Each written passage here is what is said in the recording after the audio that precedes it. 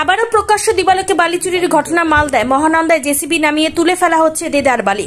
সম্পূর্ণ অবৈধভাবে চলছে কোটি কোটি টাকার কারবার। বালি মাফিয়াদের দাপটে তটস্থ স্থানীয়রা। ইতিমধ্যেই নদীবক্ষে তৈরি হচ্ছে বিশাল বিশাল গর্ত। অভিযোগ, বেআইনি কারবারের পেছনে রয়েছে প্রভাবশালী চক্র। সংবাদ মাধ্যম ছবি তুলতে গেলে ছবি তুলতে বাধা, সাংবাদিকদের হুমকি। একেই বোধহয় বলে বিনা পুঁজির ব্যবসা।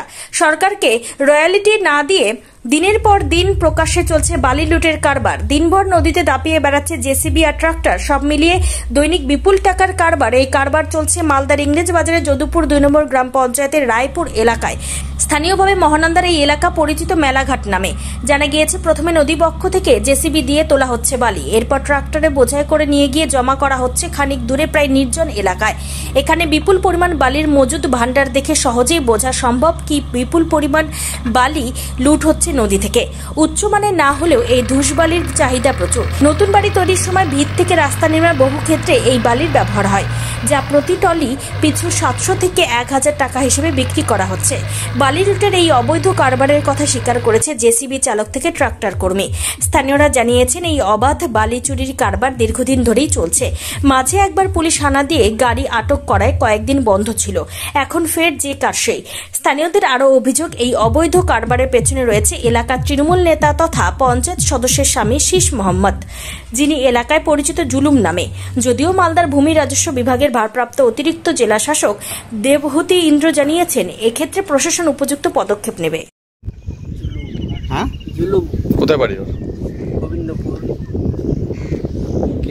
মানে কি মেম্বার কোন দলের?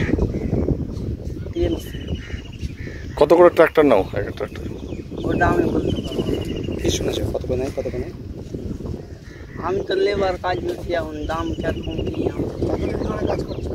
ধূস উঠাচ্ছি। হ্যাঁ, ধূস উঠাচ্ছি। কোথা থেকে? এটা কোন জায়গা? এটা মহানন্দা নদী। হ্যাঁ, মানে ধূস কি করেন? উঠিয়ে কি করেন? কেউ না, ঘর টরে ভরার জন্য। মানে বিক্রি? মানে কি হিসাবে বিক্রি হয়? ট্রলি হিসাব। ট্রলি হিসাব। কত করে ট্রলি? 600-700 টাকা হবে। কতদিন ধরে চলছে কাজ? বলতে পারবো আমি, আজকে এসেছি তো। সরকারকে টাকা দেয়? দেয় লাগছে না? হ্যাঁ, দেয় লাগছে। কয়েক বছর থেকে এরকম করে। যত এলাকা খাল দেখছেন সব ওরাই করাইছে। কি করছে? যার মাথারি সে ওই তো বিক্রি করছে। না, যার মাথারি সে তো বেচছে না। এখানে দাম এটা কি নদী দিয়ে এগুলা যে রাখছে তখন বিক্রি করছে। কারা বিক্রি করছে? এটা জুলুমের গাড়ি। নদীর মাটি? হ্যাঁ। কিসের মাটি এগুলো? নদীর মাটি। যার মাথারি সে বিক্রি করে। যে দলটা চলছে, এই দলের না আছে আদর্শ, না আছে ভিত্তি, না আছে কোনো কিছু। শুধু একটাই আছে, বিনা ইনভেস্টে ব্যবসা করে খাওয়া।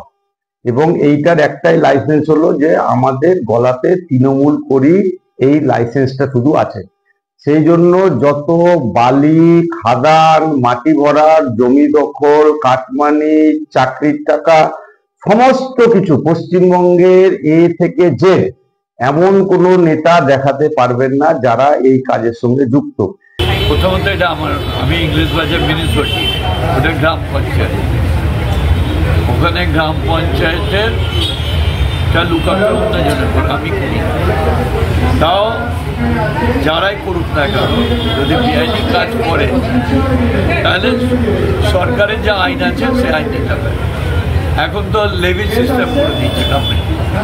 লেভি দাও, লেভি দিয়ে বালি উঠাও।